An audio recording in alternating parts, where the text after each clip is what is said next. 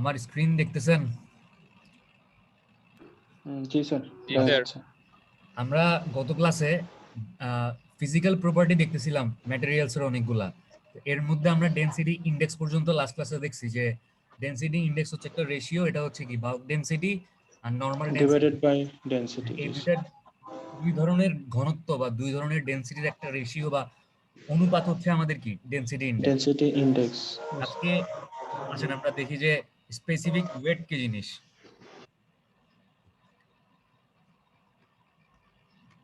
দেখেন এই যে স্পেসিফিক ওয়েট। আচ্ছা, মনে রাখবেন যে স্পেসিফিক ওয়েটকে প্রকাশ করা হয় কি দিয়ে? গামা দিয়ে, ঠিক আছে? আমরা স্পেসিফিক ওয়েটকে ডিনোট করি হচ্ছে গামা দিয়ে এবং এটাকে ইউনিট ওয়েটও বলা হয়, মনে থাকবে। স্পেসিফিক ওয়েট মানে স্পেসিফিক ওয়েট জিনিসটা কি? এটা হচ্ছে যদি একটা ম্যাটেরিয়াল, মনে করেন ম্যাটেরিয়ালটার সাইজ কতটুকু আমি জানি না, বাট এই ম্যাটেরিয়ালটার ভিতর থেকে যদি আপনি ইউনিট ভলিউম বা একক আয়তনের কোনো একটা টুকরা চিন্তা করেন, এই ছোট্ট পিসটা মনে করেন 1 centimetre by 1 centimetre by 1 centimetre, তাহলে এই ছোট্ট পিসটার ভলিউম কত? 1 সেন্টিমিটার কিউব না? এই যে এত বড় একটা ম্যাটেরিয়াল, এর ভিতর থেকে আপনি যদি 1 সেন্টিমিটার কিউব একক আয়তনের ওজনটা বের করতে পারেন বা একক আয়তনের হ্যাঁ ওজনটা আপনি যদি বের করতে পারেন, এই একক আয়তনের ওজনকে বলে হচ্ছে গিয়া স্পেসিফিক ওয়েট বা ইউনিট ওয়েট। ঠিক আছে, যে specific weight is the weight per unit volume. ঠিক আছে, একক আয়তন মনে রাখবেন যে এই কোন ম্যাটেরিয়ালের একক আয়তনের ওজনকে বলে হচ্ছে কি স্পেসিফিক ওয়েট অথবা ইউনিট ওয়েট। আচ্ছা, এটাকে আমরা মানে প্রকাশ করি কি দিয়ে? গামার সাহায্যে প্রকাশ করি এবং গামা সমান সমান হচ্ছে কি রো জি, মনে থাকবে। রো কি? রো হচ্ছে ওই বস্তুটার ঘনত্ব, ডেনসিটি অফ দ্য ম্যাটেরিয়াল, আর জি কি? মহাকর্ষীয় ধ্রুবক, গ্র্যাভিটেশনাল কনস্ট্যান্ট। ঠিক আছে, জি এর মান কত? 9.81 মিটার পার সেকেন্ড স্কয়ার। হ্যাঁ 9.8 বা 9.81 যেটাই বলেন, মিটার পার সেকেন্ড স্কয়ার যাই হোক। তো তাইলে হচ্ছে স্পেসিফিক ওয়েট কি জিনিস বুঝতে পারছেন?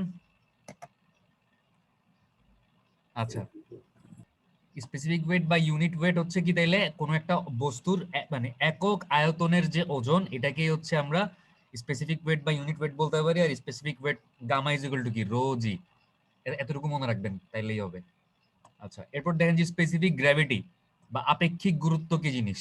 ছোটবেলায় আমরা আপেক্ষিক গুরুত্ব কি জিনিস পড়ছি না? আপেক্ষিক গুরুত্ব হচ্ছে একদম সহজ কথা যে কোনো বস্তুর আপেক্ষিক গুরুত্ব সমান সমান হচ্ছে ওই বস্তুর ভর বা বস্তুর ওজন ডিভাইডেড বাই সময়ায়তন পানির ভর। আমরা ছোটবেলায় পড়ছি, মনে পড়ে কিছু?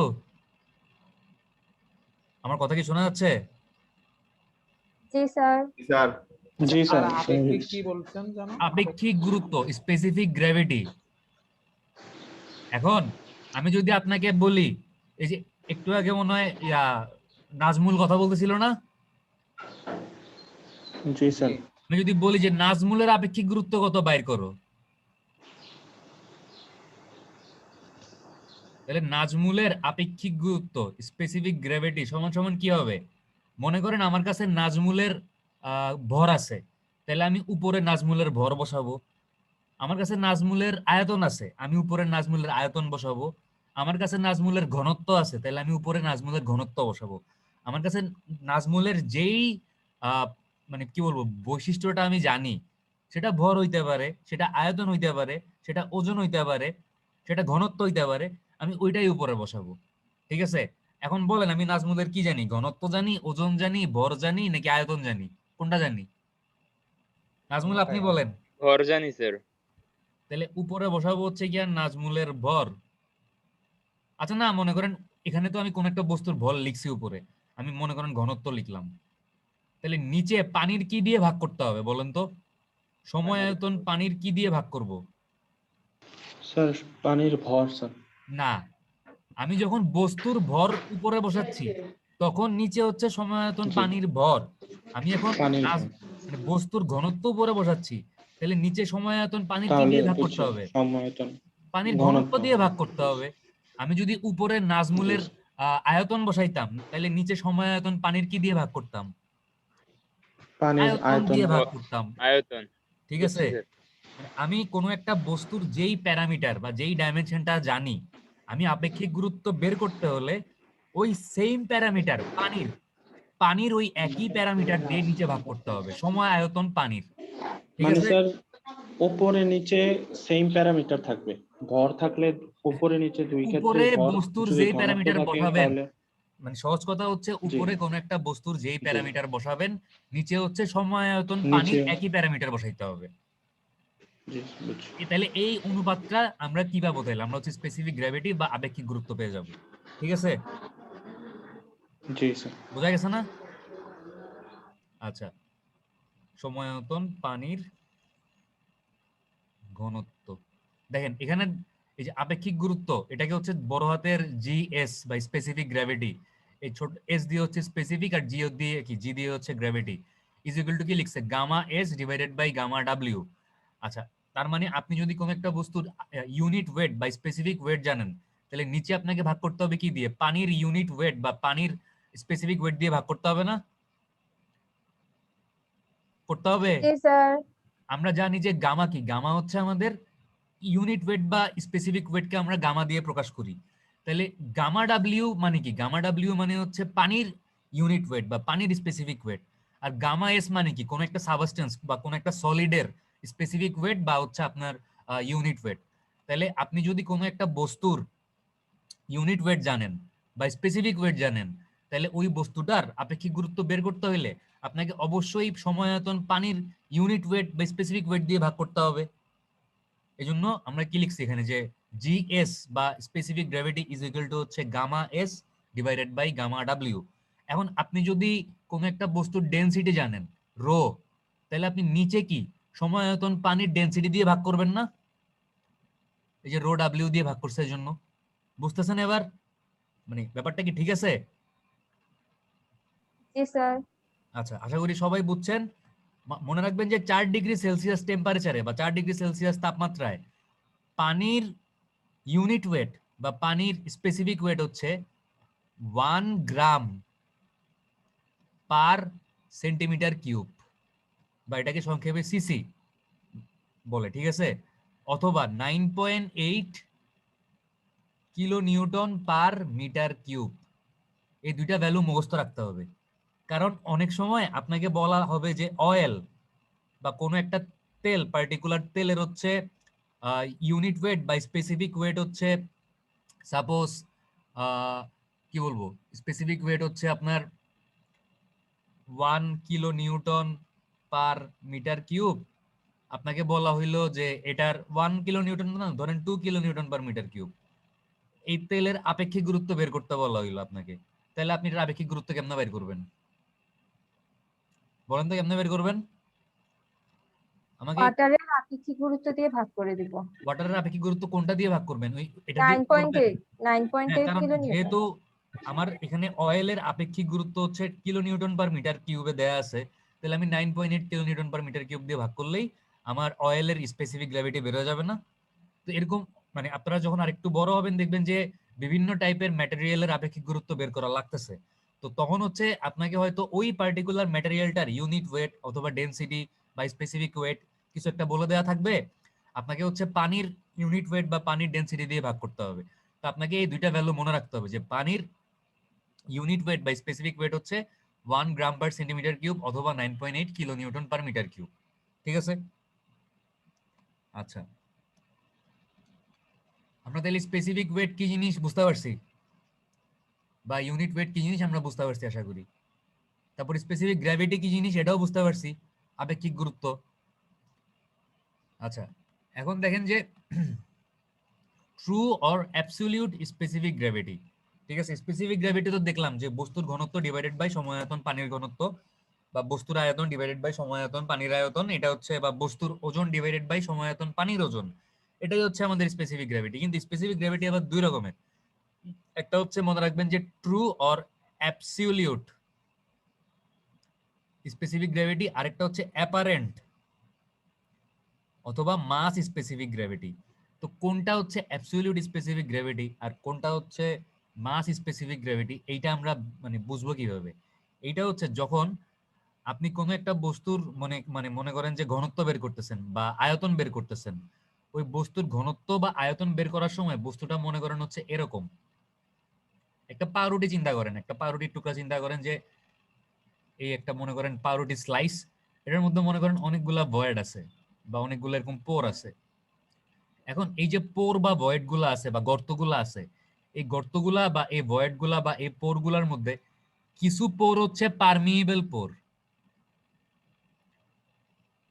পারমিয়েবল পোর মানে হচ্ছে এই পোরগুলোর মধ্যে ভিতর থেকে পানি ঢুকতে পারবে, ঠিক আছে, মানে পানি পেনিট্রেট করতে পারবে পোরগুলোর মধ্যে।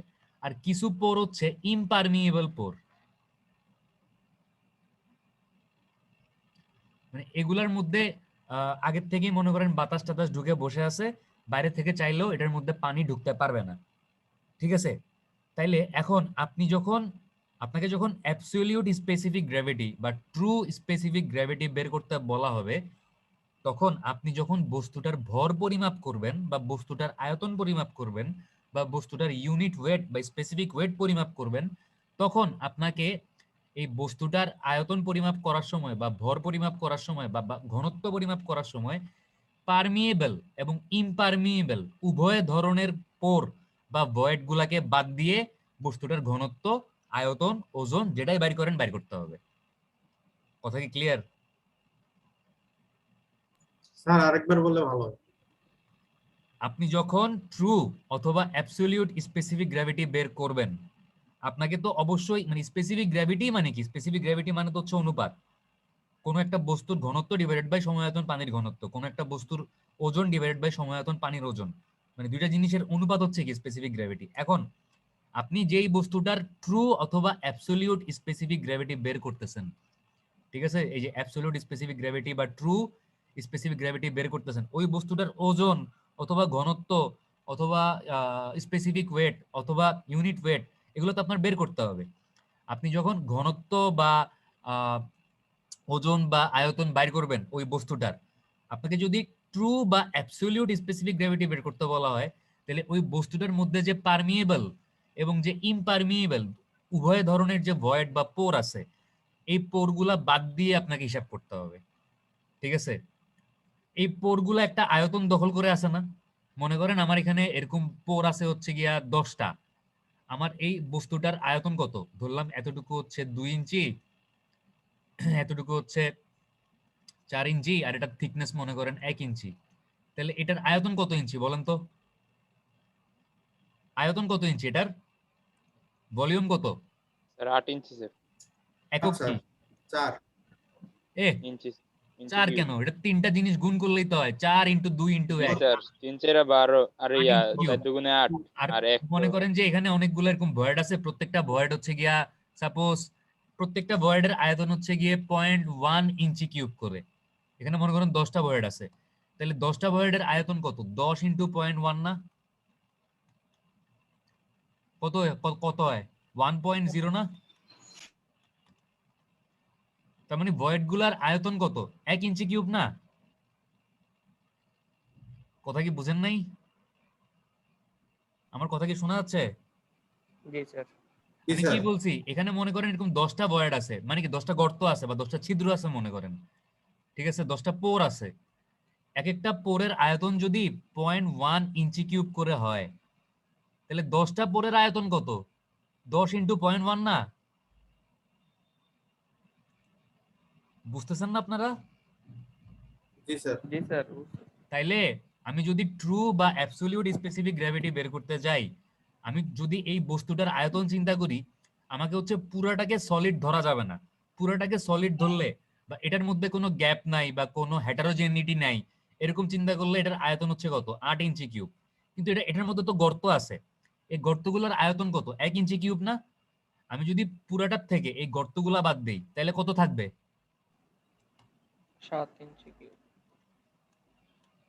এবার এই 7কে যদি আমি সময়আয়তন পানির ঘনত্ব বা সময়আয়তন পানির ওজন বা সময়আয়তন পানির ভর দিয়ে ভাগ করি, তাহলে আমি যেই আপেক্ষিক গুরুত্বটা পাবো এটাকে বলে হচ্ছে ট্রু অথবা অ্যাবসলিউট স্পেসিফিক গ্র্যাভিটি।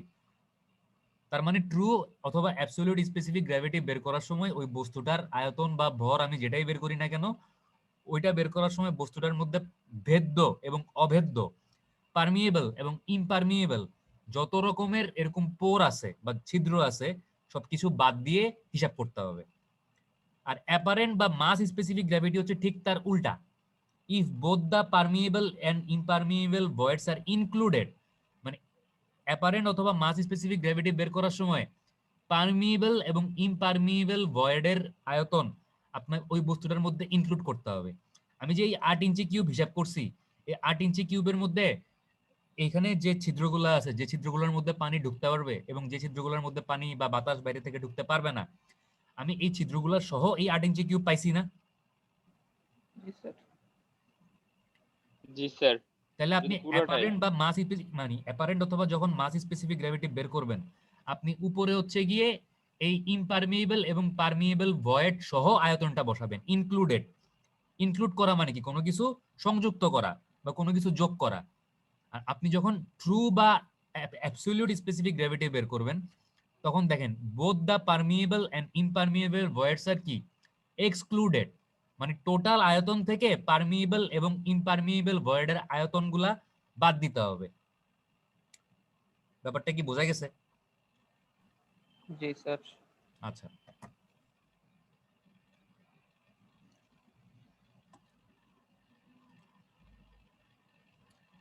তাহলে মাস স্পেসিফিক গ্র্যাভিটি আর হচ্ছে অথবা অ্যাপারেন্ট অথবা মাস স্পেসিফিক গ্র্যাভিটি আর হচ্ছে কি ট্রু অথবা অ্যাবসলিউট স্পেসিফিক গ্র্যাভিটির সংজ্ঞা কি আমরা মানে বুঝতে পারছি? জি স্যার। আচ্ছা, এরপর দেখেন যে পোরোসিটি কি জিনিস। দেখেন এখানে mass specific gravity G M is equal to rho by rho W লিখছে, উপরে হচ্ছে গিয়া জি এ মানে অ্যাপারেন্ট বা হচ্ছে গিয়া আপনার অ্যাবসলিউট স্পেসিফিক গ্র্যাভিটি বা ট্রু স্পেসিফিক গ্র্যাভিটি বা অ্যাবসলিউট স্পেসিফিক গ্র্যাভিটি সমান সমান ওই রো বাই রো ডাব্লিউ লিখছে, একই কথা। খালি মনে রাখবেন যে ট্রু অথবা অ্যাবসলিউট স্পেসিফিক গ্র্যাভিটি বের করার সময় আমি যে রোটা বের করছি বা যে ঘনত্বটা বের করছি এটা হচ্ছে বস্তুর ইমপারমিয়েবল এবং পারমিয়েবল ভয়েড বাদে ঘনত্ব। আর আমি যখন মাস বা হচ্ছে গিয়ে আপনার অ্যাপারেন্ট স্পেসিফিক গ্র্যাভিটি বের করছি তখন এই ঘনত্বটা হচ্ছে কি পারমিয়েবল এবং ইমপারমিয়েবল ভয়েড ইনক্লুড করা ঘনত্ব। একটা হচ্ছে বাদ দেয়া, একটা হচ্ছে ইনক্লুড করা। কি বাদ দেয়া? Permeable ইমপারমিয়েবল void. আর কি সংযুক্ত করা? পারমিয়েবল আর ইমপারমিয়েবল ভয়েড। ঠিক আছে, বোঝা গেছে না? আশা করি। স্যার ওটা দিয়ে কি ইন্ডিকেট করবে? কোনটা দিয়ে? রো দিয়ে রো। ঘনত্ব, ঘনত্ব, ডেনসিটি। স্যার ওই যে মানে ওই পোরগুলি ছাড়া। হ্যাঁ, মানে রো তো ঘনত্ব। এবার আপনাকে যদি অ্যাবসলিউট বা ট্রু স্পেসিফিক গ্র্যাভিটি বের করতে বলে, এটাও রো বাই রো ডাব্লিউ। আপনাকে যদি মাস বা অ্যাপারেন্ট স্পেসিফিক গ্র্যাভিটি বের করতে বলে, মাস স্পেসিফিক গ্র্যাভিটি, এটাও রো বাই রো ডাব্লিউ। খালি এটাই মনে রাখবেন যে যখন অ্যাবসলিউট বা ট্রু স্পেসিফিক গ্র্যাভিটি বের করব তখন যেই রোটা বসাবো উপরে, এই রোটা হচ্ছে এক্সক্লুডেড। কি excluded? Permeable and impermeable void excluded, মানে বাদ দিতে হবে। টোটাল আয়তন থেকে পারমিয়েবল এবং ইমপারমিয়েবল ভয়েডের আয়তনটা বাদ দিয়ে আমি ওই বস্তুটার ঘনত্বটা বের করব। আর যখন আপনাকে মাস অথবা অ্যাপারেন্ট স্পেসিফিক গ্র্যাভিটি বের করতে বলা হবে তখন আপনি উপরে যে ঘনত্ব বা রোটা বসাবেন এই রোটা হচ্ছে কি ইনক্লুডেড। কি ইনক্লুডেড? পারমিয়েবল আর ইমপারমিয়েবল ভয়েড ইনক্লুডেড। বুঝতে পারছেন? জি স্যার। আচ্ছা, এখন দেখেন যে পোরোসিটি, মানে পোরোসিটি মানে হচ্ছে একটা বস্তুর মধ্যে কি পরিমাণ পোর বা ছিদ্র বা ভয়েড স্পেস আছে, এই জিনিসটাকে বা এই প্যারামিটারটাকেই বলে হচ্ছে পোরোসিটি। এটাকে হচ্ছে ছোট হাতের এন দিয়ে আমরা প্রকাশ করি। দেখেন আমরা কি কি বললাম যে স্পেসিফিক ওয়েট, আমরা স্পেসিফিক ওয়েট বা ইউনিট ওয়েটকে প্রকাশ করি কি দিয়ে বলেন তো? গামা দিয়ে না? মনে আছে? জি স্যার। গামা সমান সমান কি দেখছি আমরা? রো জি দেখছি না? আবার রো সমান সমান কি? আমরা জানি যে ডেনসিটিকে আমরা প্রকাশ করি কি দিয়ে? রো দিয়ে স্যার। রো দিয়ে প্রকাশ করি। আবার স্পেসিফিক গ্র্যাভিটিকে জি আমরা স্যার। প্রকাশ করি জি এস দিয়ে। তো জিএস সমান সমান রো বাই রো ডাব্লিউ দেখলাম, বা জিএস সমান সমান গামা বাই গামা ডাব্লিউ হইতে পারে, gamma S by gamma gamma W. S by gamma W অথবা rho S by rho W, যে কোনো কিছু হইতে পারে। আচ্ছা, তারপর হচ্ছে এখন একটা জিনিস দেখেন যে পোরোসিটি, এটাকে আমরা প্রকাশ করি হচ্ছে ছোট হাতের এন দিয়ে। এখন এই হোয়াট মানে পোরোসিটি আসলে জিনিসটা কি, বা হোয়াট ইজ পোরোসিটি? পোরোসিটি হচ্ছে is the degree to which volume of the material, এখানে মানে অফ দ্য ম্যাটেরিয়াল দুইবার কথাটা আসছে, এটা একটা বাদ যাবে। Porosity is the degree to which volume of the material is interpersed with pores, মানে এটা হচ্ছে একটা ডিগ্রি বা একটা পরিমাণ, যে মানে একটা স্কেল আর কি, যে স্কেলটা দিয়ে আপনি বুঝতে পারবেন যে একটা মানে ম্যাটেরিয়ালের ভলিউমের মধ্যে কি পরিমাণ পোর বা কি পরিমাণ ছিদ্র আছে আসলে। ঠিক আছে, এটাকে প্রকাশ করা হয় যে it is expressed as a ratio of the volume of pores to that of the specimen. আচ্ছা, কার জানি ব্যাকগ্রাউন্ডে অনেক সাউন্ড হচ্ছে, একটু যদি মানে মিউট করতেন তাহলে বোধহয় বাকিদের একটু শুনতে পারতো। আচ্ছা স্যার একটা কোশ্চেন ছিল। হ্যাঁ বলেন। স্যার পারমিবল ইমপারমিবল কি স্যার ভয়েডের বা পোরের কোন প্রকারভেদ? পারমিয়েবল আর ইমপারমিয়েবল হচ্ছে পোরের প্রকারভেদ। আপনার সব পোরের মধ্যে বাইরে থেকে কিন্তু পানি ঢুকতে পারবে না। ঠিক আছে, মনে করেন কেমনে বুঝাই, মনে করেন আপনার কাছে হচ্ছে একটা কি আছে, একটা একটা একটা ফোম আছে, ফোম। ঠিক আছে, ছোটবেলায় ফোম নিয়ে সবাই ফাইজলামি করছেন না? বাসায় তো মানে বিভিন্ন সময় ফোমের টুকরা বিভিন্ন কাজে ইউজ করা হয় বা লাগে আমাদের বাসায়। ফোম তো মানে জীবনে কোনো না কোনো সময় তো নিজের হাতে নিয়ে দেখছেন ফোমের টুকরাগুলো কেমন হয়। দেখবেন যে ফোমের টুকরাগুলা যদি আপনি পানির মধ্যে চুবান তাইলে কি হয়, মানে ওইটা পানি অ্যাবজর্ব করে, পানি শোষণ করে, তারপর যদি আপনি ফোমটারে ধরে চাপ মারেন পানিগুলা বাইরে হয়ে যায়। Sir sponge. স্পঞ্জের মতো আর কি। হ্যাঁ, এখন জি স্যার। পানিগুলা শোষণ করে কেমনে, কারণ এটার মধ্যে অনেক মানে ছিদ্র আছে বা ভয়েড আছে। এখন এই ভয়েড গুলা যেগুলা হচ্ছে বাতাস নেয় ভিতরে, এগুলো হচ্ছে পারমিয়েবল, তার মানে এগুলার ভিতরে পানি ঢুকতে পারবে। আর যেগুলোর মধ্যে মনে করেন আগের থেকেই বাতাস ঢুকে বসে আছে, মানে ভয়েড কিন্তু কি বা পোর মানে ছিদ্র, কিন্তু ছিদ্রগুলো আগের থেকেই বাতাস দিয়ে ফিল আপ, তাইলে কি বাইরে থেকে এটার মধ্যে পানি মানে ঢুকতে পারবে না স্যার। আগের থেকেই যদি সে ফিল আপ থাকে তাহলে তো আর ঢুকতে পারবে না। এই জন্য হচ্ছে পোর দুই রকমের, একটা হচ্ছে পারমিয়েবল যেটার মধ্যে বাইরে থেকে পানি ঢুকতে পারতেছে, আর আরেকটা হচ্ছে ইমপারমিয়েবল যেটার মধ্যে বাইরে থেকে পানি ঢুকতে পারতেছে না। ঠিক আছে, আচ্ছা তাহলে পোরোসিটি হচ্ছে এমন একটা ডিগ্রি বা এমন একটা স্কেল যেটার সাহায্যে আপনি কোনো একটা বস্তুর ভলিউমের মধ্যে, টোটাল ভলিউমের মধ্যে কি পরিমাণ পোর আছে আপনি এটা বুঝতে পারবেন, এবং এটাকে প্রকাশ করা হয় হচ্ছে ছোট হাতের এন দিয়ে। এবং এটা মানে পোরোসিটি সমান সমান হচ্ছে volume of void divided by total volume. মানে হচ্ছে একটু আগে যে আমরা দেখছিলাম যে একটা পাউরুটি চিন্তা করছিলাম, আমরা একটু একটা পাউরুটি চিন্তা করছিলাম যে পাউরুটিটা দেখতে কিরকম ছিল, এরকম ছিল। দাঁড়ান আমি পাউরুটিটা আঁকার চেষ্টা করি। পাউরুটিটা ছিল হচ্ছে এরকম, এটার এই ডাইমেনশনটা বলছিলাম কত, 4 ইঞ্চি। এই ডাইমেনশনটা বলছিলাম কত, 2 ইঞ্চি। আর পাউরুটির টুকরাটার থিকনেস বলছিলাম কত, 1 ইঞ্চি। তাহলে এই পাউরুটির টুকরার ভলিউম, টোটাল ভলিউম বা একদম সম্পূর্ণ আয়তন কত, 8 ইঞ্চি কিউব না? আর বলছিলাম এখানে মনে করেন 10টা পোর আছে, এক একটা পোরের আয়তন 0.1 করে, তাহলে 10টা পোরের আয়তন কত, 1 ইঞ্চি কিউব না? 1 ইঞ্চি কিউব তো। জি স্যার। তাহলে এখানে এই 8 ইঞ্চি কিউব হচ্ছে পুরো মানে পুরাটার ভলিউম, আর 1 ইঞ্চি কিউব হচ্ছে ভলিউম অফ ভয়েড না, মানে ভয়েড গুলার ভলিউম না, বা পোর গুলা যে ছিদ্রগুলো আছে ছিদ্রগুলার ভলিউম। তাহলে পোরোসিটি সমান সমান কি হবে, 1/8 হবে না? ভলিউম অফ ভয়েড বা ভলিউম অফ পোর যেগুলো আছে 1 ইঞ্চি কিউব, আর নিচে হচ্ছে টোটালটার ভলিউম ভি 8 ইঞ্চি কিউব, তাহলে 1/8। মানে ব্যাপারটা বোঝা গেছে? আচ্ছা, ভয়েড রেশিও, পোরোসিটি আর ভয়েড রেশিও সংজ্ঞাটা অনেকটা কাছাকাছি বলতে পারেন। ঠিক আছে, জাস্ট এদের পার্থক্যটা কোন জায়গায়, পোরোসিটিকে আমরা প্রকাশ করি বা ডিনোট করি ছোট হাতের এন দিয়ে, আর ভয়েড রেশিওকে আমরা প্রকাশ করি হচ্ছে ছোট হাতের ই দিয়ে। মনে থাকবে? আমরা ভয়েড রেশিওকে প্রকাশ করি কি দিয়ে? কি দিয়ে প্রকাশ করি? ছোট E দিয়ে। হাতের ই। ছোট হাতের ই দিয়ে প্রকাশ করি। আপনি যখন পোরোসিটি বের করছেন, আপনি কি করছেন? মানে ভলিউম অফ ভয়েড বা ভলিউম অফ পোর যে ছিদ্রগুলো আছে, ওই ছিদ্রগুলোর ভলিউমকে পুরা বস্তুটার ভলিউম দিয়ে আপনি ভাগ করছেন।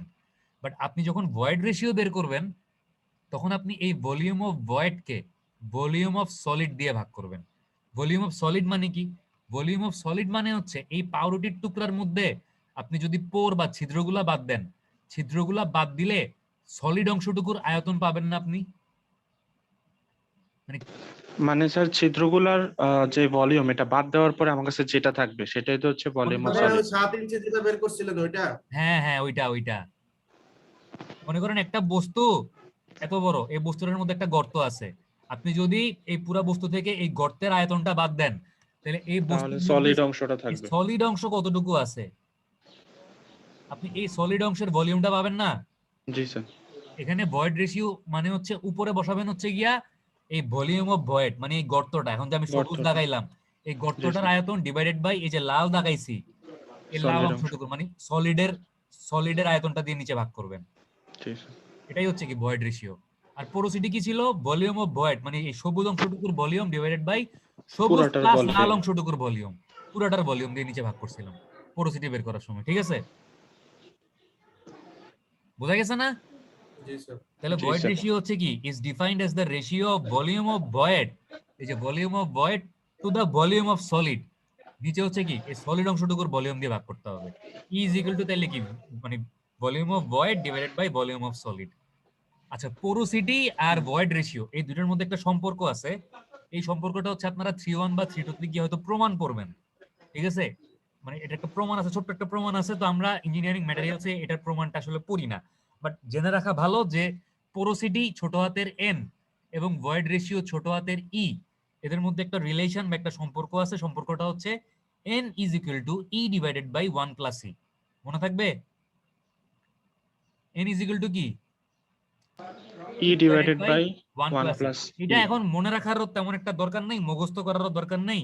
এটা হচ্ছে যখন 3:1 এ উঠবেন আপনারা, জিওটেকনিক্যাল একটা কোর্স আছে, ওখানে সয়েলের এই মানে পোরোসিটি আর ভয়েড রেশিও এই একটা মানে এই রিলেশনশিপটার একটা প্রমাণ আছে, একটা ডিরাইভেশন আছে। তো এই ডিরাইভেশনটা হচ্ছে তখন ইনশাআল্লাহ পড়বেন 3:1 এ।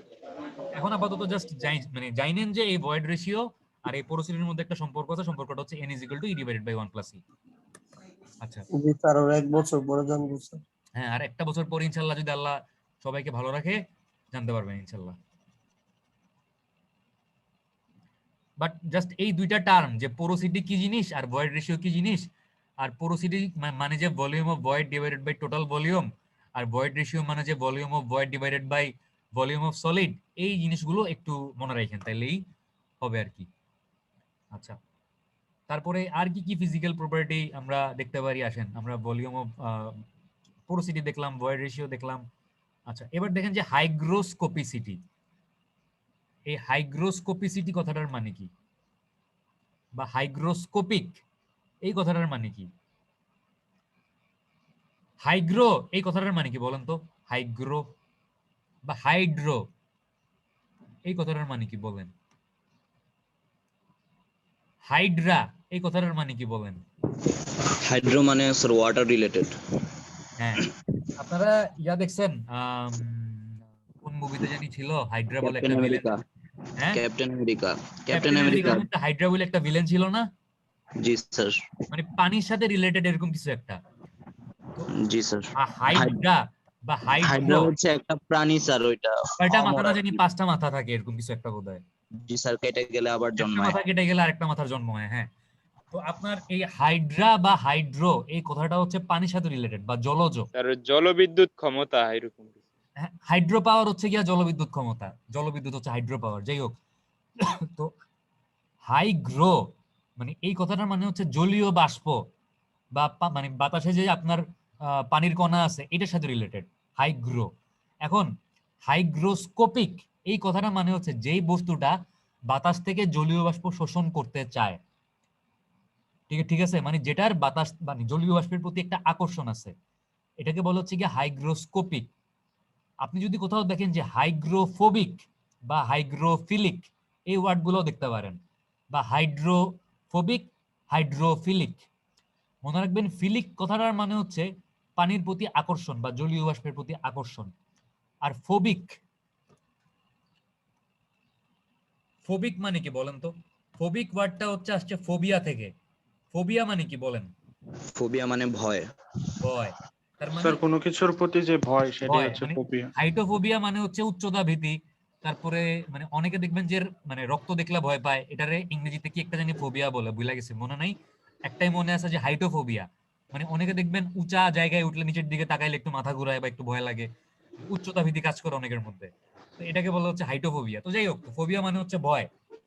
এখন যে বস্তুগুলার হচ্ছে পানির প্রতি ভয় কাজ করে বা পানির প্রতি বিকর্ষণ কাজ করে, ওইগুলাকে বলা হচ্ছে হাইড্রোফোবিক বা হাইগ্রোফোবিক। আর যেগুলা পানির প্রতি আকর্ষণ কাজ করে বা পানির প্রতি মানে তাদের কোনো ভয়ভীতি নাই, ওইগুলাকে বলা হচ্ছে কি হাইড্রোফিলিক বা হাইগ্রোফিলিক, অথবা হাইগ্রোস্কোপিকও বলতে পারেন। তো হাইগ্রোস্কোপিক কথাটার মানে কি, বা হাইগ্রোস্কোপিসিটি কথাটার মানে কি?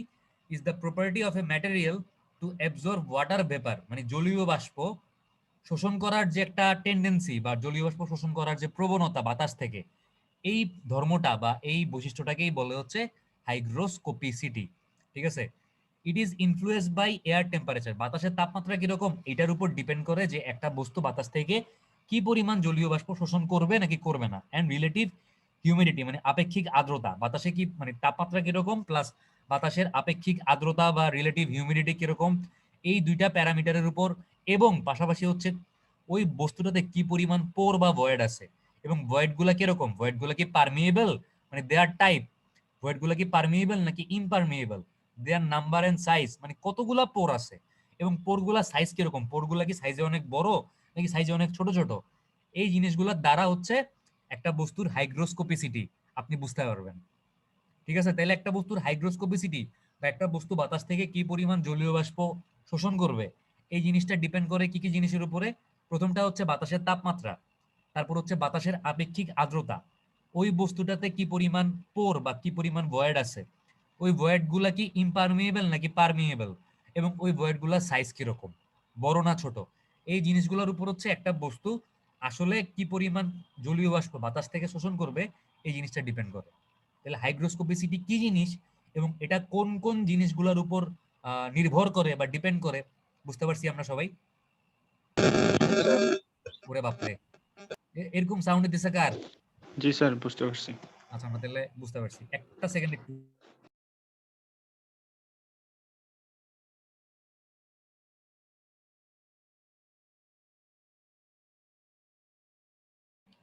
আচ্ছা, এখন দেখেন যে হাইগ্রোস্কোপিসিটি তো আমরা বুঝলাম। এবার দেখেন আমাদের বিভিন্ন ম্যাটেরিয়াল বা বিভিন্ন অবজেক্টের আরেকটা ফিজিক্যাল প্রপার্টি হচ্ছে ওয়াটার অ্যাবজর্পশন। মানে হাইগ্রোস্কোপিসিটি মানে হচ্ছে সে কি পরিমাণ জলীয় বাষ্প বাতাস থেকে শোষণ করবে। আর ওয়াটার অ্যাবজর্পশন তাহলে মানে কি বলেন তো? ওয়াটার অ্যাবজর্পশন মানে কি? সে কি পরিমাণ পানি শোষণ করবে, তাই তো? জি স্যার। এবং পানিটা ধারণ করবে। শুধু শোষণ করলেই হবে না, পানিটা অ্যাবজর্ব বা ধারণও মানে রিটেইনও করতে হবে। শুধু অ্যাবজর্ব করলেই হবে না। দেখেন, water absorption denotes the ability of the material to absorb and retain water. মানে কোনো একটা ম্যাটেরিয়াল বা কোনো একটা বস্তুর পানি শোষণ এবং পানি ধারণ করে রাখার যে ক্ষমতা বা যে ধর্ম, এই ধর্মটা বা এই ক্ষমতাটাকেই হচ্ছে বলে ওয়াটার অ্যাবজর্পশন বা পানি শোষণ ক্ষমতা। ঠিক আছে? এটাকে প্রকাশ করা হয় হচ্ছে পার্সেন্টেজ বা শতকরা আকারে। ঠিক আছে? It is expressed as percentage in weight, মানে এটাকে আপনি ওজনের পার্সেন্টেজ বা ভরের পার্সেন্টেজ হিসেবেও প্রকাশ করতে পারেন, অথবা ভলিউমের পার্সেন্টেজ বা ভর মানে ভলিউম তো ভর না, বাকি আয়তনের পার্সেন্টেজ হিসেবে প্রকাশ করতে পারেন অফ ড্রাই ম্যাটেরিয়াল। মানে হচ্ছে এটাকে যদি আমি বাংলা করি, এই ওয়াটার অ্যাবজর্পশন এই জিনিসটা কি জিনিস? এটা হচ্ছে কোনো বস্তুর ওয়াটার অ্যাবজর্ব করার এবং ওয়াটার রিটেইন করে মানে ধারণ করে রাখার যে ক্ষমতা বা যে বৈশিষ্ট্য, এটাকে আমরা ওয়াটার অ্যাবজর্পশন বলতেছি। এটাকে হচ্ছে প্রকাশ করা হয় কিসে? শতকরাতে, পার্সেন্টেজে প্রকাশ করা হয়। এবং কিসের শতকরা বা কিসের পার্সেন্টেজ? এটাকে হচ্ছে শুকনা অবস্থায়, মানে একটা তো হচ্ছে এটা পানি মানে পানি শোষণ করার পরে ভিজা অবস্থায় চলে গেল না? আপনি যদি একটা ফোম পানির মধ্যে চুবান, এটা তো ভিজে গেল, বা পানির মধ্যে চুবানোর আগে এটা যখন একদম শুকনা ছিল, তখন ওই শুকনা অবস্থায় ওই বস্তুটার যে ভর জি স্যার। অথবা যে আয়তন, এই শুকনা অবস্থায় এই ড্রাই কন্ডিশনের মাস আয়তন অথবা ড্রাই কন্ডিশনের ভলিউমের শতকরায় প্রকাশ করা হয়। And volume. জিনিসটা কি বুঝছেন নাকি বুঝেন নাই কোনটা? আরেকবার একটু বলুন জি স্যার। স্যার। ওয়াটার অ্যাবজর্পশন হচ্ছে একটা বস্তুর পানি শোষণ করা এবং পানি ধারণ করে রাখার ক্ষমতা। Water absorption is the property of a material to which মানে defines the ability of it to absorb and retain water. মানে এটার পানি শোষণ করার এবং ওই শোষণকৃত পানিটা ধারণ করে রাখার যে ক্ষমতা, এই ক্ষমতাটাকে হচ্ছে বস্তুর পানি শোষণ ক্ষমতা বা ওয়াটার অ্যাবজর্পশন বলে। আর এটাকে প্রকাশ করা হয় হচ্ছে শতকরা হিসাবে। কার শতকরাতে বা কিসের শতকরাতে একটু পর বুঝবেন। মানে এই নিচে যে সূত্রগুলো আছে, এই সূত্রগুলো যদি আরেকটু ভেঙে ভেঙে বলি তাইলেই বুঝবেন যে এটা হচ্ছে ওই বস্তুটার শুকনো অবস্থায় যে ভর বা শুকনো অবস্থায় যে আয়তন বা ভলিউম, তার শতকরাতে প্রকাশ করা হয়। কথা কি বোঝা গেছে? জি স্যার। এখনই বুঝতে পারবেন। দেখেন, জি মনে স্যার। করেন কোনো একটা বস্তু, একটা ফোমের টুকরা মনে করেন, ঠিক আছে? ফোমের টুকরাটা হচ্ছে শুকনো অবস্থায় আছে, এটা মানে এটার মধ্যে কোনো পানি নাই। তাইলে শুকনা বা ড্রাই অবস্থায় এই ফোমের টুকরাটার ভর এম, এটা হচ্ছে কি ড্রাই ভর বা শুকনা ভর, মনে করেন হচ্ছে গিয়া 5 গ্রাম আমি ধরলাম। এখন আপনি এই ফোমের টুকরাটাকে পানির মধ্যে চুবাইছেন, পানির মধ্যে চুবানোর পরে এটার মধ্যে মানে এটার মধ্যে যে ছিদ্রগুলা, যে ভয়েড গুলা ছিল, এই ভয়েড গুলার মধ্যে পানি ঢুকবে না? ঢুকবে? জি স্যার। আচ্ছা, একটা কথা মনে রাখবেন, জি স্যার, পানি কোনো ঢুকবে। একটা বস্তুর জি স্যার। যে ভয়েড গুলা আছে, এই ভয়েড গুলার মধ্যে যদি এক ফোঁটাও পানি না থাকে, কি থাকে? যদি ভয়েড গুলার মধ্যে এক ফোঁটাও পানি না থাকে, মানে প্রত্যেকটা ভয়েডই যদি আপনার খালি থাকে বা মানে যদি পানি না থাকে বা খালি থাকে, তাহলে এই মানে এই অবস্থাটাকে আপনি বলবেন আনস্যাচুরেটেড অবস্থা। কি বলবেন? কি বলবেন? Unsaturated of unsaturated. মানে যদি ভয়েড গুলার মধ্যে কোনো পানি না থাকে। এখন জি, স্যার। বস্তুটাকে মনে করেন আপনি পানির মধ্যে অল্প একটু চুবাই আবার তুলে ফেললেন। অল্প একটু চুবাই তুলে ফেললে কি হবে? কয়েকটা ভয়েডের মধ্যে পানি ঢুকবে, আর কয়েকটা ভয়েড মানে পানি ছাড়াই থাকবে না? জি স্যার, এরকমই হবে। মানে জি স্যার। জিনিসটা কি অর্ধেক ভিজবে, তাই তো? জি স্যার, উপর এটাকে দিয়ে ভিজবে, জি ভিতরে স্যার। এটাকে একটু এটাকে বলে হচ্ছে পার্শিয়ালি স্যাচুরেটেড। কি বলে? পার্শিয়ালি। Partially saturated. মানে কি? অর্ধেক ভিজা। মানে আংশিক এবার মনে ভিজা। করেন আপনি বস্তুটাকে ঠেইল্লা পানির মধ্যে একেবারে ভালো মতো চুবাইছেন, ইচ্ছা মতো, তাহলে কি সবগুলা ওয়ার্ডের মধ্যে তাহলে পানি ঢুকবে না? জি স্যাচুরেটেড স্যার, তাইলে sir. Fully fully saturated saturated হয়ে বা যাবে। কমপ্লিটলি স্যাচুরেটেড, যদি সবগুলা ওয়ার্ডের মধ্যে জি পানি স্যার। ঢুকে। ঠিক আছে? জি জি স্যার। ফুললি স্যাচুরেটেড বা কমপ্লিটলি স্যাচুরেটেড। আশা করি তাইলে কোনটা পার্শিয়ালি স্যাচুরেটেড, কোনটা ফুললি স্যাচুরেটেড, আর কোনটা হচ্ছে আপনার আনস্যাচুরেটেড, আনস্যাচুরেটেড। জিনিসগুলো বুঝতে পারছেন। আর স্যাচুরেটেড কথাটার মানে কি এটা তো বুঝছেন। যখন ওই ভয়েড গুলোর মধ্যে পানি ঢুকে, ওই অবস্থাটাকে বলা হচ্ছে স্যাচুরেশন অবস্থা। আচ্ছা, দেখেন, তাহলে আমি বললাম যে শুকনো অবস্থায় মাস কত? 5 গ্রাম, মানে এম সমান সমান 5 গ্রাম।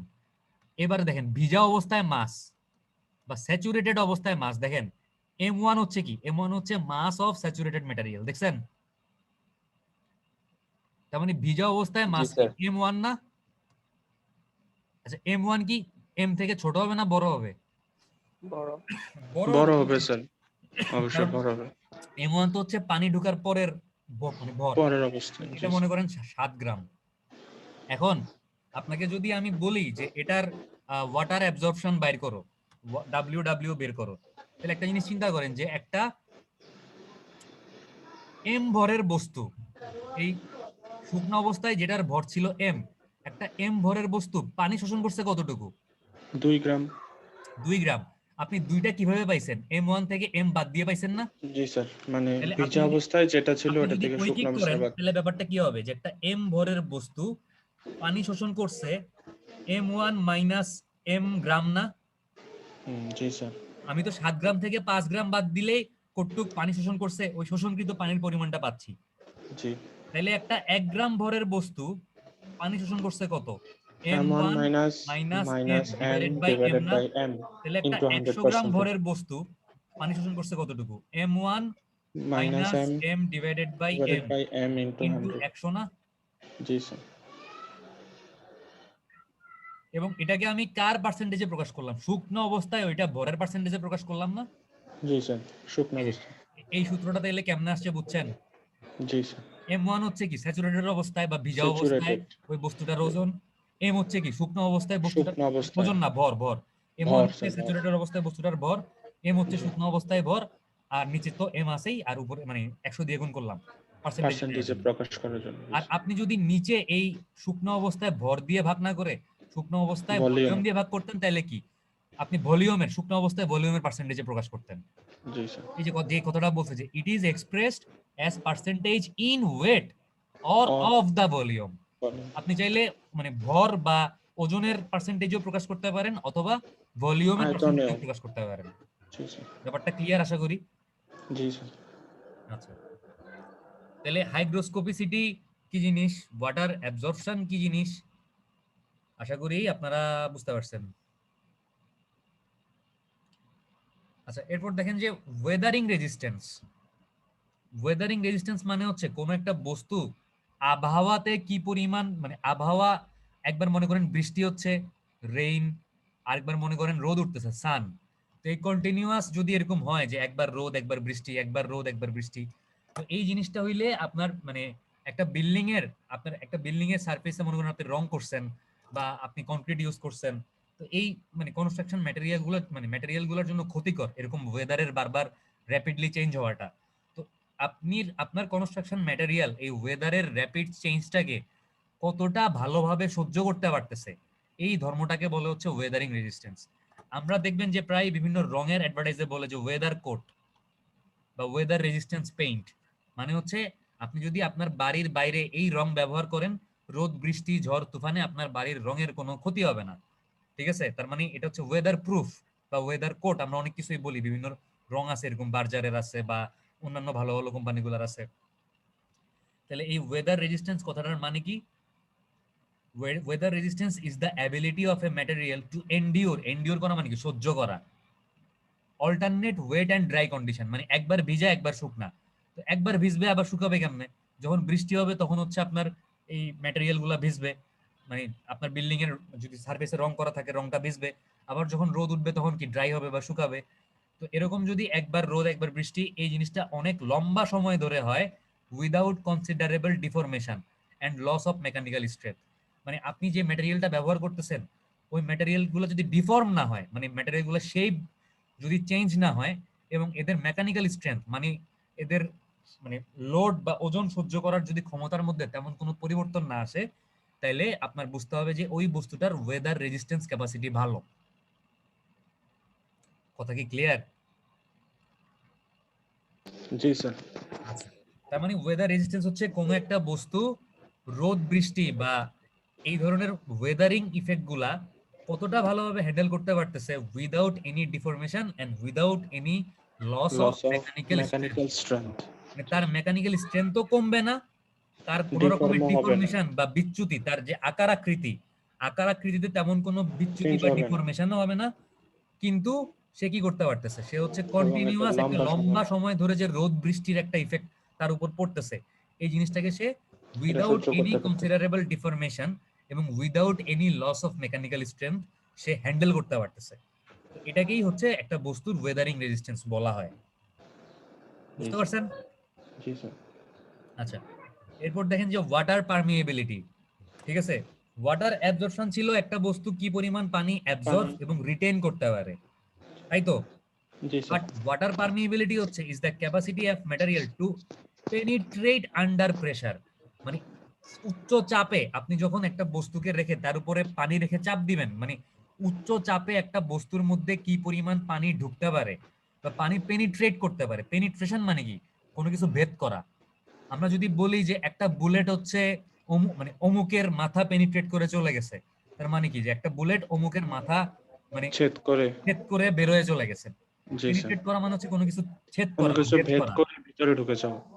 এখন এই ওয়াটার পারমিএবিলিটি মানে হচ্ছে কোনো একটা বস্তুকে পানি কি পরিমাণ পেনিট্রেট বা ভেদ করতে পারে, এই ধর্মটাকে বলা হচ্ছে কোনো একটা বস্তুর ওয়াটার পারমিএবিলিটি। ঠিক আছে? তো ম্যাটেরিয়ালস মানে বিভিন্ন রকমের ম্যাটেরিয়াল, যে মানে আমাদের পরিচিত যে গ্লাস, স্টিল, বিটুমিন, মানে আলকাতরাজ বা টার, যেটা হচ্ছে রাস্তায় রাস্তার কনস্ট্রাকশনের সময় দেখেন যে কালো রঙের একটা লিকুইড টাইপের, মানে একটা আঠালো টাইপের জিনিস রাস্তার উপর বিছাই দেয়, বিটুমিন। তো এই জিনিসগুলাকে বলা হচ্ছে গিয়ে ইম্পারভিয়াস।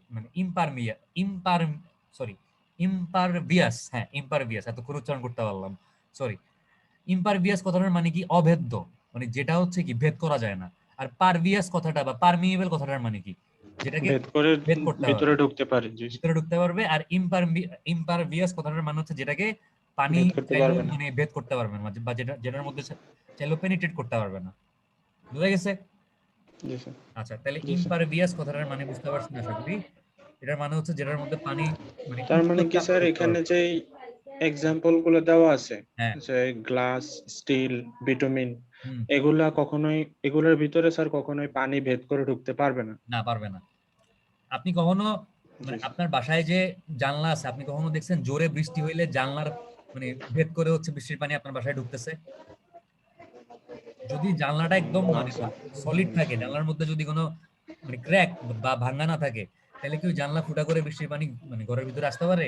না স্যার, না না, স্যার। না। না স্যার। স্টিলও সেম, বিটুমিনও সেম। মানে বিটুমিন এতটাই আঠালো যে আপনি যদি কোনো একটা জায়গায় বিটুমিন রাখেন, ওই বিটুমিন এক পাশ থেকে আরেক পাশে পানি যাইতে পারবে না, মানে বিটুমিন তাকে বাধা দিবে আর কি। ঠিক আছে? আচ্ছা, জি। তাহলে ওয়াটার পারমিয়েবল কথাটার মানে কি, ওয়াটার পারমিয়েবিলিটি কথাটার মানে কি আমরা বুঝতে পারছি। এরপর দেখেন যে ফ্রস্ট রেজিস্ট্যান্স, এই কথাটার মানে কি, বা ফ্রস্ট কি জিনিস? ও, ফ্রস্ট হচ্ছে স্যার মানে কোনো কিছু বরফ হয়ে যাও, বা একটা বস্তু রাখলাম সেটা ধীরে ধীরে বরফ হয়ে পরিণত হয়ে গেল, মানে ফ্রিজিং পুরা এন্ড বস্তুটাই। থয়িং, জি এই কথাটার মানে কি বলতে পারবেন? আমি আগে বাংলায় বলি, পানি জমাট বেঁধে বরফ হওয়াকে বলে হচ্ছে ফ্রিজিং। ঠিক আছে? জি জি স্যার। এবং ওই জমাট বাঁধা পানিটা আবার তরলে বা লিকুইডে বা পানিতে পরিণত হওয়াটাকে বলে হচ্ছে কি থয়িং। জিনিসটা কি বুঝতে পারছেন? জি। আচ্ছা, চাপ, চাপের সংজ্ঞা কি বলেন তো? ছোটবেলায় পড়ছেন চাপ, প্রেসার। স্যার একক ক্ষেত্রফলের উপরে যে পরিমাণ বল প্রয়োগ করা হয় কোন এটাই বস্তুর হচ্ছে। একক ক্ষেত্রফলের উপর প্রযুক্ত বলের মানকে চাপ বলে। জি স্যার। আমরা ছোটবেলায় পড়ছি। এটাকে স্ট্রেসও বলে, মনে থাকবে কি বলে? জি। কি বলে? স্ট্রেস। স্ট্রেস সমান সমান কি তাহলে? Load by area. ঠিক আছে? জি। প্রতি একক বর্গ ক্ষেত্রফলের উপর প্রযুক্ত বলের মানকে আমরা চাপ বলতেছি বলের বা মান। স্ট্রেস বলতেছি। Load by area, stress. এখন আপনি চিন্তা করেন যে আপনার কাছে একটা পাউরুটির টুকরা আছে, বা আপনার কাছে হচ্ছে একটা গিয়া মনে করেন কি আছে, একটা ফোম আছে, বা একটা ম্যাটেরিয়াল আছে আপনার কাছে। চিন্তা করেন এরকম, মনে করেন যে এই একটা ম্যাটেরিয়াল আছে আপনার কাছে, এটার মধ্যে মনে করেন অনেকগুলা পোর আছে।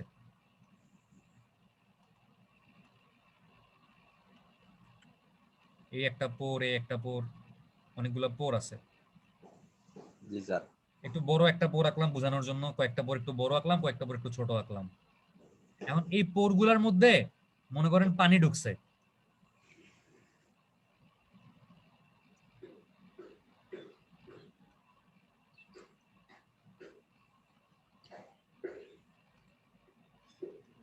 পানি যখন বরফ হয় তখন সে তার আয়তনে বাড়ে না? জি স্যার। জি স্যার, আয়তনে বাড়ে বরফ। বাড়বে। জি স্যার। হ্যাঁ। এখন মনে করেন মানে ঠান্ডা একটা দেশে এরকম একটা অবজেক্টের মধ্যে পড়ছিল, ওই পোরের মধ্যে পানি ঢুকছে, ঠান্ডা পড়তেছে, পানিগুলা কি হবে? এই যে এই পানিগুলা বরফ। কি বরফ হবে না? জি স্যার। আবার যখন গরম পড়বে এই এই পানিগুলা কি হবে? বরফ গলে আবার পানি। পানি তরলে হয়ে পরি। যাবে। মানে কন্টিনিউয়াস কি হবে? ফ্রিজিং এন্ড থয়িং হবে না? জি স্যার। জি sir. Continuous freezing and thawing যখন হবে, এই পানিটা যখন বরফ হচ্ছে তার আয়তন বাড়তেছে, তার যখন আয়তন বাড়বে সে তো একটা ছিদ্রের মধ্যে আছে, সে এই ছিদ্র বা পোরের দেয়ালগুলোতে একটা চাপ দিবে না, জি স্যার। কন্টিনিউয়াস এভাবে একটা স্ট্রেস ডেভেলপ করবে না জি এটা স্যার, দেয়ালে? চারপাশেই চাপ কারণ দিতে থাকে। সে তো চাচ্ছে আয়তনে বাড়তে, কিন্তু সে যেই পোর্টটার মধ্যে আছে ওই পোর্টটার আয়তন তো ফিক্সড, আয়তন তো ছোট। তার মানে সে জি। এই পোরের দেয়ালে একটা স্ট্রেস ডেভেলপ করবে, মানে একবার স্ট্রেসটা আসবে, আবার যখন জি বরফটা স্যার। গলে যাবে স্ট্রেসটা কি রিমুভ হয়ে যাবে না? জি স্যার। এরকম একবার স্ট্রেস জি আসা স্যার, আরেকবার রিমুভ হয়ে স্ট্রেস যাবে। চলে যাওয়া, এই ঘটনাটার কারণে এই এই এই পোরের দেয়ালগুলো এরকম ক্র্যাক ফর্ম করে বা ভেঙে যায় বা ফেটে যায়, ঠিক আছে? তো এই জি। একবার বরফ হওয়া আরেকবার হচ্ছে গিয়ে মানে বরফ থেকে গলা, এই এই ঘটনাটার কারণে কোন একটা বস্তুর মধ্যে যে ক্র্যাক বা কোন একটা বস্তু যে ফেল করতে পারে বা ধ্বংস হইতে পারে, এইটা প্রতিহত বা রেজিস্ট করার যে ক্ষমতা বস্তুটার, এই ক্ষমতাটাকেই বলে হচ্ছে কি ফ্রস্ট ফ্রস্ট রেজিস্ট্যান্স। রেজিস্ট্যান্স। আশা করি বুঝতে পারছেন। জি স্যার। মানে স্যার সহজে বললে আয়তন কমা বাড়া, আয়তন কমা বাড়া এই ঘটনার আয়তনটা কারণে বাড়বে যেই কমবে কেন? কারণ ক্র্যাক, হচ্ছে পানি বরফ হইলে আয়তন ওই যে বাড়বে। পানি বরফে পরিণত হচ্ছে, আবার দেখেন, বরফটা এবার পানিতে আমরা একটু পরিণত এই হচ্ছে। জায়গাটা জি। পড়ি, এই জায়গাটা পড়লে একদম ক্লিয়ার হয়ে যাবে যে হোয়াট ইজ ফ্রস্ট রেজিস্ট্যান্স। দেখেন কি লিখছে, frost resistance denotes the ability of a water saturated material. তার মানে ওয়াটার স্যাচুরেটেড কথাটার মানে কি, যেটার মধ্যে ভয়েড গুলোর মধ্যে কি আছে, পানি আছে। পানি আছে, জি। to endure repeated freezing and thawing with considerable decrease of mechanical strength। ঠিক আছে? তার জি মানে স্যার। আপনি ধরে নিচ্ছেন, আমাদের যেমন ওয়েদারিং রেজিস্ট্যান্স আমরা ধরে নিছিলাম যে একবার যে রোদ মেকানিক্যাল বৃষ্টির কারণে স্ট্রেংথ মেকানিক্যাল স্ট্রেংথ কমতে পারবে না এবং তাদের শেপও ডিফর্ম হইতে পারবে। ডিফর্ম হতে মানে পারবে আপনি না। ধরে নিচ্ছেন যে ফ্রস্ট রেজিস্ট্যান্স মানে ফ্রস্ট কি বলবো, ফ্রস্ট হওয়ার কারণে। রেজিস্ট্যান্সে, ফ্রস্ট জি স্যার। রেজিস্ট্যান্স হচ্ছে আপনার ওই বস্তুটার ফ্রিজিং পয়েন্টের মেকানিক্যাল কারণে স্ট্রেংথ মেকানিক্যাল স্ট্রেংথ কমাই কমবে, দিবে। মানে জি। কমবে। আপনি কিন্তু এখানে ধরতেছেন না যে মেকানিক্যাল স্ট্রেংথ কমবে না, আপনি এখানে কনসিডার করতেছেন যে মেকানিক্যাল স্ট্রেংথ ডিক্রিজ হবে। বাট এখানে যেটা হচ্ছে দেখেন, under such condition the water contained by the pore increase in volume, মানে এই অবস্থায় এই বস্তুটার পোর বা ছিদ্রের মধ্যে যে পানি আছে ওই পানিটা কি আয়তনে বাড়ে, আয়তনে ইভেন বাড়ে। Up to 9% on freezing. মানে নরমাল অবস্থায় বা লিকুইড অবস্থায় তার যে আয়তন, বরফ তার হইলে চেয়ে 9% 9 বাড়তে গুণ পারে। পর্যন্ত তার আয়তন বাড়তে পারে, অথবা জি 9% স্যার। পর্যন্ত তার আয়তন বাড়তে পারে। Thus the wall of the pore experience considerable stress। তো এরকম আয়তনে বাড়ার কারণে পোর বা ছিদ্রের যে দেয়ালটা আছে, দেয়ালটা এই অনেক দেয়ালটার মধ্যে প্রেসার। কি একটা স্ট্রেস ডেভেলপ করে, বাট জি স্যার। ঠিক আছে, এবং এন্ড ইভেন মে ফেইল, এবং এই স্ট্রেসের এবং কারণে আপনার এই পোরের দেয়ালগুলো ছিঁড়ে যেতে পারে বা ভেঙে ফেটে গিয়ে যেতে পারে। ম্যাটেরিয়ালটা মানে নষ্ট হয়ে যেতে পারে। এটাকেই বলা হচ্ছে ফ্রস্ট রেজিস্ট্যান্স। এরপর দেখেন যে হিট কন্ডাক্টিভিটি, মানে কন্ডাক্টর বা কন্ডাক্টিভিটি মানে হচ্ছে একটা বস্তুর ভিতর দিয়ে কি পরিমাণ কতটুকু তাপ তাপ আদান প্রদান পরিবহন করা বা যেতে পারে। আদান প্রদান করতে পারে। হ্যাঁ, তাহলে heat conductivity is the ability of a material to conduct heat. জি স্যার। ঠিক আছে, আমরা ছোটবেলায় পড়ছি না যে তাপ তিনটা টু মাধ্যমে হচ্ছে এক কন্ডাক্ট জায়গা হিট। থেকে আরেক জায়গায় যায়, পরিবহন, পরিচলন, আরেকটা কি ছিল বলেন, আমি বলবো না। তাপের আদান প্রদানের তিনটা পদ্ধতি পড়ছেন না, যে পরিবহন, পরিচলন, বিকিরণ। বিকিরণ। ঠিক আছে, বিকিরণ স্যার। মানে আমরা জানি যে একটা লোহার জি এক স্যার। মাথায় তাপ দিলে মানে জি। আরেকজন মানুষ যদি আরেকটা মাথা ধরে রাখে, তাহলে এই তাপটা হচ্ছে এই মাথা থেকে এই মাথায় ফ্লো করে, অটোমেটিক যার গরম কারণে হয়ে সে যায়। গরম ফিল করে। মানে এটা হচ্ছে কি, এটা পরিবহন না পরিচলন ছিল? জি। পরিচলন। পরিচলন স্যার। ছিল, হ্যাঁ, এটা পরিচলন ছিল। তো এভাবে তাপের যে আদান প্রদানের যে মাধ্যমগুলা বা হিট কন্ডাক্টিভিটি আমরা ছোটবেলায় পড়ছি। তো হিট কন্ডাক্টিভিটি হচ্ছে একটা বস্তু কি পরিমাণ তাপ আদান প্রদান করতে পারে, এটাকেই বলা হচ্ছে হিট কন্ডাক্টিভিটি, ওই বস্তুটার heat conductivity. It is influenced by the nature of material, its structure, porosity, character of pores and mean temperature at which heat exchange takes place. মানে এই হিট কন্ডাক্টিভিটির ধর্মটা হচ্ছে ওই বস্তুর আপনার পোরোসিটি, মানে সে কি পরিমাণ তার মধ্যে ছিদ্র বা ভয়েড স্পেস আছে, তারপর হচ্ছে আপনার কি পরিমাণ তার মধ্যে হচ্ছে গিয়ে পোরগুলার সাইজ কিরকম, এই জিনিসগুলোর উপর ডিপেন্ড করে। যেই বস্তুর মধ্যে পোরগুলার সাইজ হচ্ছে বড়, মানে বড় বড় ছিদ্র আছে, material with large pore size have high heat conductivity, মানে ওই বস্তুগুলার তাপ পরিবহনের ক্ষমতা বেশি ধরা হয়। কেন? কারণ বড় ছিদ্রগুলোর মধ্যে বাতাস বেশি থাকবে, এবং বাতাস হচ্ছে তাপকে এক জায়গা থেকে আরেক জায়গায় নিয়ে যেতে সাহায্য করে। তো এই জন্য ধরা হয় যে যে বস্তুগুলোর মধ্যে বাতাস আছে তাদের হচ্ছে গিয়া হিট কন্ডাক্টিভিটি বেশি, ঠিক আছে। আচ্ছা, thermal capacity is the property of a material to absorb heat by its specific described by its specific heat, মানে কোন একটা বস্তু কি পরিমাণ তাপমাত্রা শোষণ করতে পারে এই জিনিসটাকে বলা হচ্ছে থার্মাল ক্যাপাসিটি। হিট কন্ডাক্টিভিটি মানে হচ্ছে কি পরিমাণ তাপ পরিবহন করতে পারে, আর থার্মাল ক্যাপাসিটি মানে হচ্ছে উইদাউট এনি ফেইলিওর, মানে কোন একটা বস্তু ধ্বংস না হয়ে বা নষ্ট না হয়ে কি পরিমাণ তাপমাত্রা শোষণ করতে পারে এই অবস্থাটাকে বলা হচ্ছে তার thermal capacity. Capacity is the property of a material to absorb heat described by its specific heat, মানে আপনি এটাকে স্পেসিফিক হিট বা আপেক্ষিক তাপ, আমি সংক্ষেপে আপেক্ষিককে সরেয়া বিসর্গ লিখলাম, আপেক্ষিক তাপ দিয়েও প্রকাশ করা হয়। Thermal capacity is of concern in the calculation of thermal stability, মানে আপনি যখন কোন একটা বিল্ডিং ডিজাইন করবেন বা কোন একটা বিল্ডিং আপনি তৈরি করবেন, ওই বিল্ডিংটার যদি এমন হয় যে ওই বিল্ডিংটাকে অনেক বেশি তাপমাত্রা আপনার ঠেকায় রাখা লাগবে, মনে করেন আমরা নান রুটি তৈরি হইতে দেখি না, নান রুটি, জি স্যার হোটেলের নান রুটি গুলো যে জি, চুলাটার স্যার। মধ্যে তৈরি হয়, ওই চুলার মধ্যে কি মারাত্মক গরম না? জি স্যার। তার মানে ওই চুলার দেয়ালটা, মনে করেন এটা হচ্ছে নান রুটি তৈরি করার চুলা বা চিমনি, এই চুলার দেয়ালটা আপনার প্রচুর পরিমাণে মানে তাপমাত্রা শোষণ করা লাগতেছে বা অ্যাবজর্ব করা লাগতেছে। তো আপনাকে হচ্ছে এরকম যদি কোনো একটা বাসা তৈরি করেন যে বাসায় হচ্ছে প্রচুর পরিমাণে তাপমাত্রা শোষণ করা লাগবে দেয়ালটা, তাহলে আপনাকে মাথায় রাখতে হবে যে ওই দেয়ালটার থার্মাল ক্যাপাসিটি অনেক বেশি হইতে হবে। আচ্ছা, তারপর দেখেন যে fire resistance is the ability of a material to resist the action of high temperature without any appreciable deformation and substantial loss of strength, মানে অনেক উচ্চ তাপমাত্রা শোষণ করা বা উচ্চ তাপমাত্রা রেজিস্ট করার যে ক্ষমতা, কোন রকমের কোনো লস বা ডিফরমেশন বা মেকানিক্যাল স্ট্রেংথের লস ছাড়া, এই ধর্মটাকে বলা হচ্ছে কি ফায়ার রেজিস্ট্যান্স বা আগুন Fire প্রতিহত resistance। করার যে ক্ষমতা, ঠিক আছে। আচ্ছা, স্যার আজকে তাহলে এতটুকুই থাক। আজকে আচ্ছা ঠিক আছে, আজকে তাহলে এতটুকু থাক। জি স্যার, মোবাইলে চার্জও শেষ হয়ে আমরা আসতেছে। দেখলাম হচ্ছে কতটুকু পর্যন্ত, এই যে ফায়ার রেজিস্ট্যান্স পর্যন্ত দেখছি। ফায়ার রেজিস্ট্যান্স, জি স্যার।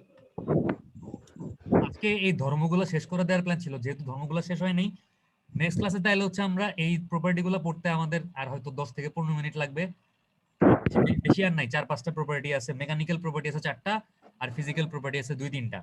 জি স্যার, তাহলে তো বেশি সময় লাগবে না। নেক্সট ক্লাসে হচ্ছে আমরা নতুন একটা টপিক শুরু করব, ঠিক আছে। জি স্যার। ব্রিক বা ইট, আমরা নতুন একটা টপিক শুরু করব নেক্সট ক্লাসে। জি, ঠিক আছে। আচ্ছা, এবার হচ্ছে একটু আমি আপনাদের অ্যাটেন্ডেন্স গুলো নিয়ে নিই, দাঁড়ান একটা সেকেন্ড আমাকে টাইম দেন।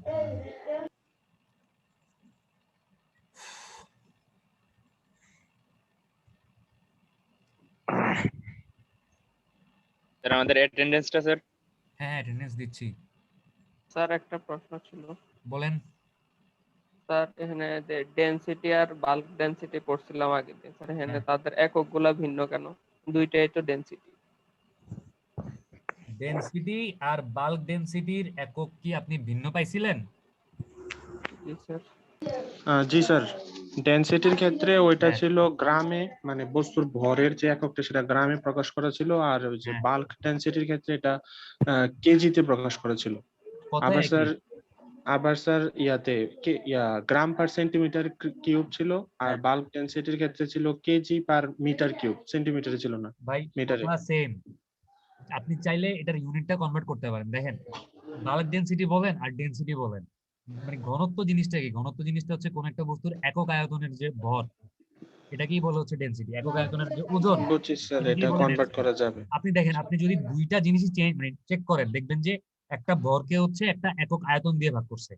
এখন ভরটা গ্রামে থাকতে পারে, কিলো নিউটনে থাকতে পারে, কেজিতে থাকতে পারে, এটাকে ভাগ করছে কি হয় সেন্টিমিটার কিউব দিয়ে ভাগ করছে, নাহলে মিটার কিউব দিয়ে ভাগ করছে, নাহলে ফিট কিউব দিয়ে ভাগ করছে। জি, মানে একটা ভরকে বা একটা ওজনকে ভাগ করছে কি দিয়ে? আপনার একটা ভলিউম। একক আয়তন বা ইউনিট জি। ভলিউম দিয়ে ভাগ করছে।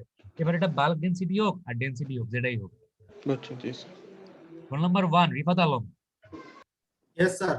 Role number 2 Fazle Khoda Bishal, present sir roll number 3 Rifat Mehedi Hasan Rifat, yes sir roll number 4 Faiza Binte Haque, Present, sir.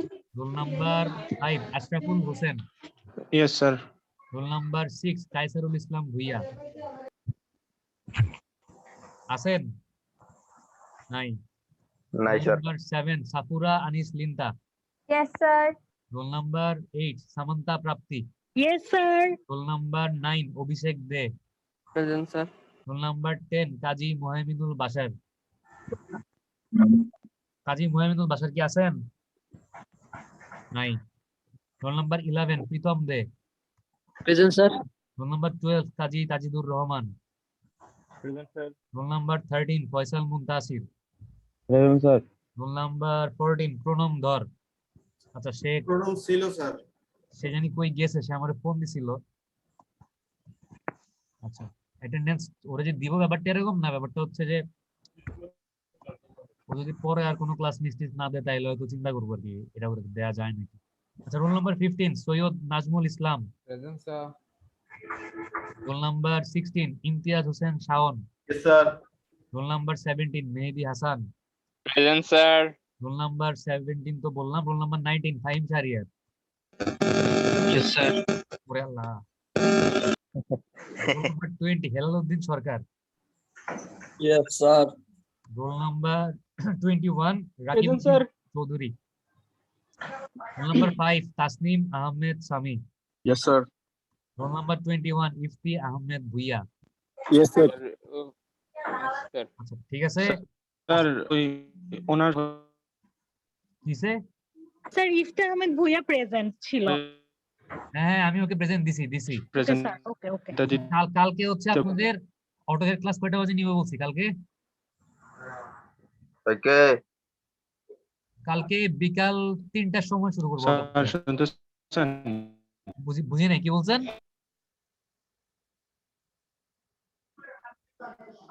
মানে বলেন কি বলছেন বলেন। আমার কথা কি শুনতেছেন? স্যার ওই যে ইফতি আহমেদ। জি স্যার। প্রেজেন্ট দিছি আমি দিছি। কালকে অটোকেট ক্লাসটা কয়টা বাজে? ও স্যার বিকাল বেলা স্যার। বিকাল 3টায় মনে থাকে যেন। কালকে স্যার তিনটায় স্যার। 3টায় শুরু করবো ইনশাআল্লাহ অটোকেট ক্লাস। Okay sir. আজকে ক্লাস এখানে শেষ। সবাই ভালো থাকেন। আল্লাহ হাফেজ। জি স্যার।